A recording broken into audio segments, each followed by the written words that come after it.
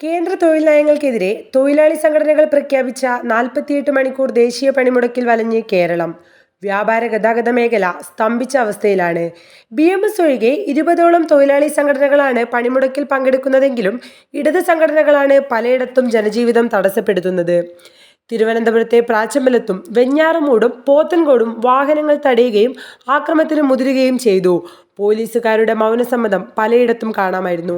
KSRTC service നടത്തുന്നില്ല.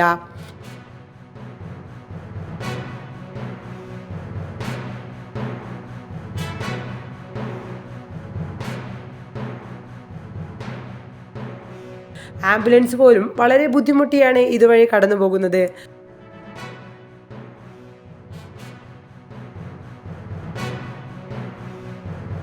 പോത്തൻകോട് ജംഗ്ഷന്റെ നിയന്ത്രണം ഏതാണ്ട് സമരക്കാർ ഏറ്റെടുത്ത അവസ്ഥയിലായിരിക്കുന്നു. വരുന്ന വാഹനങ്ങളെ മുഴുവൻ കൈകാണിച്ചു നിർത്തുകയും അവരെ ഭീഷണിപ്പെടുത്തുകയും ചെയ്യുന്നുണ്ടായിരുന്നു. ഗുണ്ടകളെ പോലെയാണ് സമരക്കാർ അഴിഞ്ഞാടിയത്.